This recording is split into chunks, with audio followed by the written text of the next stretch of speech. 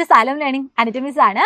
അപ്പം നമുക്കറിയാം നമ്മൾ എല്ലാവരും ഇതാണ്ട് നമ്മുടെ EVSന്റെ ക്ലാസ്സസ് ഒക്കെ ഇങ്ങനെ അടിപൊളിയായിട്ട് കണ്ടുകൊണ്ടിരിക്കുകയായിരിക്കും. നമ്മൾ ഫസ്റ്റത്തെ ലൈവ് ഒക്കെ കഴിഞ്ഞു. ഇനി നമ്മൾ നോക്കാൻ പോകുന്നത് എന്താണ്, നമ്മുടെ ചാപ്റ്ററിലെ പ്രധാനപ്പെട്ട ഇമ്പോർട്ടൻ്റ് ആയ കുറച്ച് കാര്യങ്ങളൊക്കെ സിമ്പിളായിട്ട് നിങ്ങൾക്ക് പറഞ്ഞു തരാൻ വേണ്ടിയുള്ള കുറച്ച് കുഞ്ഞു വീഡിയോസ് ആയിരിക്കും അല്ലേ.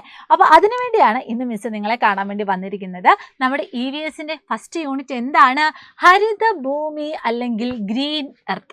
ആ ഒരു തലക്കെട്ട് കേൾക്കുമ്പോൾ തന്നെ നമ്മുടെ മനസ്സിലേക്ക് എന്താ ആദ്യം വരുന്നത്, നമ്മുടെ ഭൂമിയെ പറ്റിയാണ്. ഭൂമിയുടെ ആ ഒരു പച്ചപ്പ് എന്താണ് ശരിക്കും ഭൂമിയുടെ പച്ചപ്പ് എന്ന് പറഞ്ഞാൽ? ഒറ്റ നോട്ടത്തിൽ നമുക്ക് പറയാം, നമ്മുടെ ഭൂമിക്ക് ഈ ഒരു പച്ച കളർ നൽകുന്നത് ആരാണ്? നമ്മുടെ ചുറ്റുമുള്ള അല്ലെങ്കിൽ നമ്മുടെ സറൗണ്ടിങ്സിലുള്ള പ്ലാന്റ്സ് ആണ്, സസ്യങ്ങളാണ്. അതുകൊണ്ട് തന്നെ ഈ ഒരു പാഠഭാഗത്ത് നമ്മൾ കൂടുതലായും പഠിക്കുന്നത് പ്ലാന്റ്സിനെ പറ്റിയാണ്. പ്ലാന്റ്സിൻ്റെ വിവിധ തരത്തിലുള്ള അല്ലെങ്കിൽ അവയെ എങ്ങനെയൊക്കെ നമുക്ക് തരംതിരിക്കാം, അതുപോലെ തന്നെ അതിൻ്റെ സ്പെഷ്യാലിറ്റീസ് ഒക്കെ നമ്മൾ ഈ ഒരു ചാപ്റ്ററിൽ നമ്മൾ ഡിസ്കസ് ചെയ്യും. അങ്ങനെയാണെങ്കിൽ മക്കളൊന്ന് ജസ്റ്റ് ഒന്ന് നിങ്ങളുടെ ചുറ്റും ഒന്ന് കണ്ണോടിച്ച് നോക്കിക്കേ. നിങ്ങൾക്ക് പലതരത്തിലുള്ള പ്ലാന്റ്സ് കാണാൻ വേണ്ടി പറ്റൂ അല്ലേ.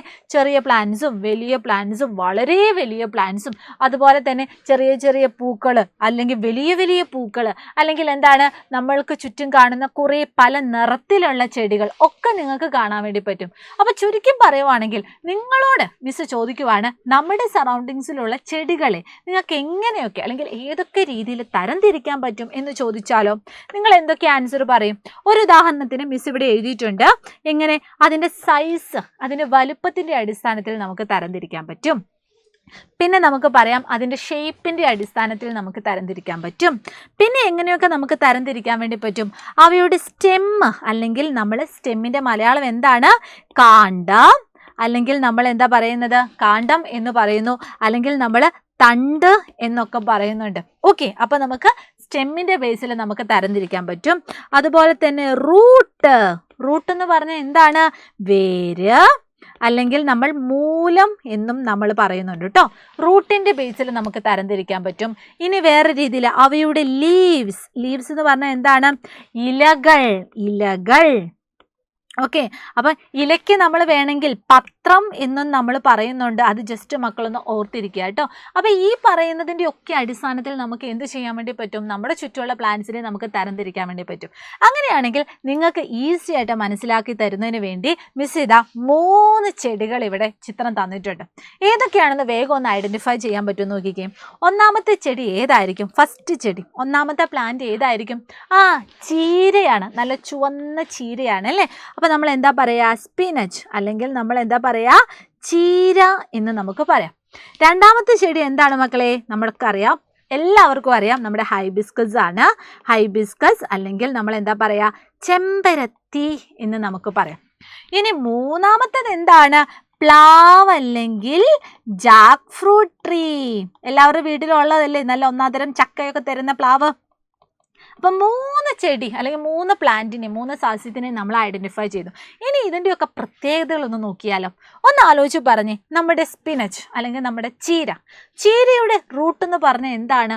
അങ്ങ് ഭൂമിൻ്റെ അടിയിലേക്ക്, മണ്ണിൻ്റെ അടിയിലേക്ക് ഇങ്ങനെ താന്നിരിക്കുന്നതാണോ? നിങ്ങളൊന്ന് സിമ്പിളായിട്ടൊന്ന് ആലോചിച്ച് നോക്കിയാൽ മതി. ഈ ചീരയൊക്കെ നമുക്ക് ഈസി ആയിട്ട് പറിച്ചെടുക്കാൻ പറ്റും. കാരണം എന്താണ്? അതിന് വേറൊന്നും അങ്ങനെ മണ്ണിൻ്റെ അടിയിലേക്ക് താന്ന് കിടക്കുന്നില്ല.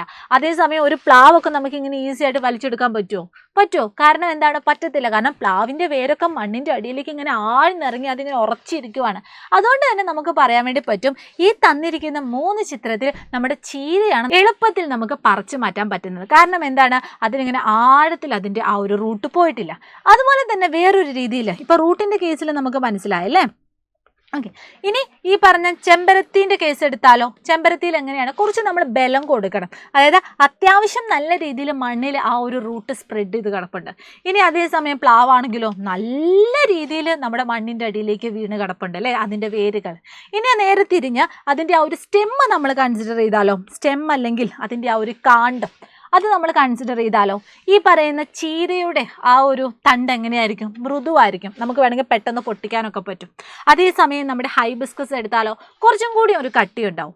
ഇനി അതേസമയം നമ്മുടെ ഈ പറയുന്ന പ്ലാവ് എടുത്താലോ അത്യാവശ്യം നല്ല കട്ടിയുണ്ട്. ഈ പ്ലാവിൻ്റെ ഈ പറയുന്ന ബ്രാഞ്ചസ് ഒന്നും നമുക്ക് എല്ലാ ബ്രാഞ്ചസും എന്താണ് അല്ലെങ്കിൽ അത്യാവശ്യം വളർച്ച എത്തിയ പ്ലാവാണെങ്കിൽ നമുക്ക് കൈകൊണ്ടൊന്നും അല്ലെങ്കിൽ നമ്മൾ ഈ പറയുന്ന കത്തി കൊണ്ടൊന്നും നമുക്ക് പെട്ടെന്നൊന്നും മുറിക്കാൻ പറ്റണമെന്നില്ല അല്ലേ. ചിലപ്പോൾ എന്താണ് വലിയ കോടാലിയൊക്കെ നമ്മൾ അത്യാവശ്യം അതിൻ്റെ ആ ഒരു തണ്ട് മുറിക്കാൻ വേണ്ടി നമ്മൾ യൂട്ടിലൈസ് ചെയ്യും. അപ്പോൾ അതിൻ്റെ അർത്ഥം എന്താണ്? ഇതുമായിട്ട് കമ്പയർ ചെയ്യുന്ന സമയത്ത് നമ്മുടെ ചീര എന്ന് പറയുന്ന പ്ലാന്റിൻ്റെ പ്രത്യേകത എന്താണ്? അതിൻ്റെ റൂട്ട് എന്ന് പറഞ്ഞാൽ അധികം ആഴത്തിലൊന്നും വളർന്നിട്ടില്ല. അതുപോലെ തന്നെ അതിൻ്റെ സ്റ്റെം എന്ന് പറഞ്ഞാൽ വളരെ സോഫ്റ്റ് ആണ്. അതുപോലെ തന്നെ അതിൻ്റെ ലൈഫ് സ്പാൻ, അതിൻ്റെ ആയുസ് എങ്ങനെയാണ്? കുറച്ച് കാലമേ ഉള്ളൂ അല്ലേ, കുറച്ച് മാസങ്ങളേ ഉള്ളൂ അല്ലേ. ഇനി അതേസമയം ഹൈബിസ്കസ് ചെമ്പരത്തി എടുത്താലോ അതിന് കുറച്ചും കൂടി കൊല്ലങ്ങളുണ്ടാവും അല്ലേ, കുറച്ച് ഇയേഴ്സ് ഉണ്ടാവും. ഇനി അതേസമയം നമ്മുടെ പ്ലാവ് എടുത്താലോ മെനി ഇയേഴ്സ് ഉണ്ടാവും, കുറേ വർഷങ്ങളുണ്ടാവും. അപ്പോൾ ചുരുക്കി പറയുവാണെങ്കിൽ ഇവിടെ തന്നിരിക്കുന്ന ഈ 3 പ്ലാന്റ്സിനും കുറേ വ്യത്യസ്തങ്ങളായ പ്രത്യേകതകളുണ്ട്. അപ്പോൾ അതിൻ്റെയൊക്കെ ബേസിൽ നമുക്ക് ഇവയെ 3ആയിട്ട് തരംതിരിക്കാം. അപ്പോൾ 1 by 1 ആയിട്ട് നമുക്ക് പഠിക്കാം കേട്ടോ. ഏറ്റവും ആദ്യം നമുക്ക് ആരെടുക്കാം? നമ്മുടെ ചീര എടുക്കാം. ചീരേൻ്റെ എന്തൊക്കെ സ്പെഷ്യാലിറ്റി നമ്മൾ പഠിച്ചിട്ടുണ്ട്? അതിൻ്റെ സ്റ്റെം എന്ന് പറഞ്ഞാൽ സോഫ്റ്റ് ആണ്. റൂട്ട് എന്ന് പറഞ്ഞാൽ എന്താണ്? ആഴത്തിൽ വേരോട്ടമില്ല, നോ ഡീപ്പ് റൂട്ട്. അതുപോലെ തന്നെ അതിൻ്റെ ആയുസ് എങ്ങനെയാണ്? ഷോർട്ട് ലീവ്ഡ് ആണ്, കുറച്ച് കാലമേ നിലനിൽക്കുള്ളൂ. പിന്നെ എന്താണ്? ചെറിയ ചെടികൾ എന്ന് പറയുന്ന കാറ്റഗറിയിലാണ് നമ്മൾ അതിനെ ഉൾപ്പെടുത്തിയിട്ടുള്ളത്. അപ്പോൾ ഇത്രയും പ്രത്യേകതകളുള്ള ഈ പറയുന്ന ചീരനെ പോലെയുള്ള ധാരാളം ചെറിയ ഇപ്പോൾ തുളസി, അതൊക്കെ എന്താണ്? ഇതേ സ്പെഷ്യാലിറ്റീസ് ഉള്ളതാണ്. അപ്പോൾ ഈ ഒരു കൂട്ടത്തിനെ മൊത്തത്തിൽ നമ്മളൊരു പേര് വിളിക്കും, അതാണ് ഹെർബ്സ് അല്ലെങ്കിൽ ഔഷധികൾ എന്ന് പറയുന്നത്. ഇനി അടുത്തത് നോക്കാം, നമ്മുടെ ചെമ്പരത്തി. ചെമ്പരത്തിൻ്റെ പ്രത്യേകതയോ അതിൻ്റെ തണ്ട് എന്താണ്? കുറച്ച് ഹാർഡാണ്. അതുപോലെ തന്നെ അതിന് വലിപ്പമോ ഒരു മീഡിയം സൈസ് പ്ലാന്റ് ആണ് അല്ലേ. അതുപോലെ തന്നെ കുറ്റിച്ചെടിയാണ്. ചെമ്പരത്തിയൊക്കെ എന്താണ്? കുറ്റിയായിട്ട് വളരൂലേ, വലിയ പ്ലാവ് പോലെ ഇങ്ങനെ പടർന്ന് പന്തലിച്ച് പോവുമോ? ഇല്ല, കുറ്റിച്ചെടിയാണ്. അത് വളരെ കാലം നിൽക്കുന്നുണ്ട്, വർഷങ്ങളായിട്ട് അത് നമ്മുടെ ആ ഒരു സ്ഥലത്ത് നിൽക്കുന്നതായിട്ട് കാണാൻ വേണ്ടി പറ്റും. അപ്പോൾ ഇതിൻ്റെ പ്രത്യേകതകളുള്ള ഇത്തരം സസ്യങ്ങളുടെ ആ ഒരു കൂട്ടത്തിനെ നമ്മൾ വിളിക്കുന്നു ഷ്രബ്സ് അല്ലെങ്കിൽ കുറ്റിച്ചെടികൾ എന്ന് വിളിക്കുന്നു. ഇനി അടുത്തത് നമ്മൾ എന്താ നോക്കിയത്? പ്ലാവ്. അപ്പോൾ പ്ലാവ്, മാവ് എല്ലാം ഒരേ ഗണത്തിൽ പെടുന്നതാണ്. അതിൻ്റെ സ്പെഷ്യാലിറ്റി നോക്കുവാണെങ്കിൽ അത്യാവശ്യം നല്ല ഉയരത്തിൽ വളരുന്നതായിട്ട് നമുക്ക് കാണാൻ വേണ്ടി പറ്റും. അതുപോലെ തന്നെ നല്ല സ്റ്റെം എന്താണ്? ഭയങ്കര വെരി ഹാർഡാണ്, നല്ല കാഠിന്യമുണ്ട്. അതുപോലെ തന്നെ അതിൻ്റെ വേരുകളോ നല്ല ഡീപ്പ് റൂട്ടാണ് അല്ലേ, ആഴത്തിൽ അത് വളരുന്നുണ്ട്. അതുപോലെ തന്നെ അത് എത്ര കാലം നിൽക്കും? മെനി ഇയേഴ്സ്, കുറേ കാലം അത് നിലനിൽക്കും. അപ്പോൾ അത്തരത്തിലുള്ള ആ കൂട്ടത്തിനെ നമ്മൾ എന്താ വിളിക്കുക? ട്രീസ് എന്നാണ് വിളിക്കുന്നത്. അപ്പം 3 രീതിയിൽ നമ്മൾ പ്ലാന്റ്സിനെ തരംതിരിച്ചു. ഏതൊക്കെയാണ്? ഫസ്റ്റ് നമ്മൾ എന്താ പറഞ്ഞത്? ഹെർബ്സ് അല്ലെങ്കിൽ ഔഷധികൾ. പിന്നെ നമ്മൾ എന്താ പറഞ്ഞത്? ഷ്രബ്സ് അല്ലെങ്കിൽ കുറ്റിച്ചെടികൾ. പിന്നെ നമ്മൾ എന്താ പറയുന്നത്? ട്രീസ് അല്ലെങ്കിൽ മരങ്ങൾ. അപ്പം ഇതിന് ഈ ഒരു എക്സാമ്പിൾ മാത്രമാണോ ഉള്ളത്? അല്ല, ധാരാളം എക്സാമ്പിൾസ് ഉണ്ട്. 1 by 1 ആയിട്ട് നോക്കാം. എന്താണ്? ഔഷധികൾ. ഓക്കെ, ഹെർബ്സ് എന്ന് പറഞ്ഞാൽ ഔഷധികൾ. ഷ്രബ്സ് എന്ന് പറഞ്ഞാൽ എന്താണ്? കുറ്റിച്ചെടികൾ. പിന്നെ ട്രീസ് എന്ന് പറഞ്ഞാൽ എന്താണ്? മരങ്ങൾ. അപ്പം അതിൻ്റെയൊക്കെ എക്സാമ്പിൾസ് ഇവിടെ കൊടുത്തിട്ടുണ്ട്. സ്പിനച്ച് അതായത് ചീരയുണ്ട്. പാടി എന്ന് പറഞ്ഞാൽ എന്താണ്? നെല്ലിട്ടോ. പിന്നെ തുമ്പ, മുക്കുറ്റി, മഷിത്തണ്ട്, പിന്നെ അങ്ങനെ ധാരാളം സസ്യങ്ങൾ നിങ്ങൾക്ക് ഇവിടെ കാണാൻ വേണ്ടി പറ്റും. ഏത് ഗണത്തിൽ? ഹെർബ്സിൻ്റെ ഗണത്തിൽ. ഇനി ഷ്രബ്സിൻ്റെ ഗണത്തിലോ?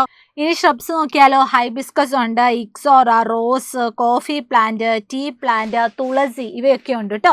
ഇനി ട്രീ നോക്കുവാണെങ്കിലോ, ട്രീ എന്ന് പറഞ്ഞാൽ mango tree, jackfruit tree, പിന്നെ എന്താണ് നമ്മുടെ മഞ്ഞൾ, അതുപോലെ തന്നെ ആൽമരം, തേക്ക്, ഇവയൊക്കെ എന്താണ്? നമ്മുടെ മരങ്ങൾ എന്ന് പറയുന്ന കാറ്റഗറിയിൽ പെട്ടതാണ്. അപ്പോൾ ഇതും മക്കൾ എന്ത് ചെയ്യുക? ഓർത്തിരിക്കുക കേട്ടോ. അപ്പോൾ ഏകദേശം നിങ്ങൾക്ക് എല്ലാവർക്കും നമ്മുടെ വിവിധ തരത്തിൽ നമ്മൾ എങ്ങനെയാണ് സസ്യങ്ങളെ തരംതിരിക്കുന്നത് എന്ന് മനസ്സിലായല്ലോ.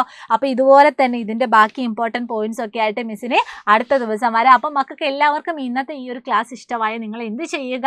എല്ലാവരും നമ്മുടെ ഈ ഒരു ക്ലാസ്സിൽ ലൈക്ക് ചെയ്യുക, അതുപോലെ തന്നെ നിങ്ങളുടെ ഫ്രണ്ട്സിന് ഷെയർ ചെയ്യുക കേട്ടോ. അപ്പോൾ നമുക്കിനി അടുത്ത ദിവസം ഇതുപോലെ കുട്ടി വീഡിയോസ് ഒക്കെ ആയിട്ട് കാണാം. അപ്പോൾ all the very best and thank you so much. Bye bye.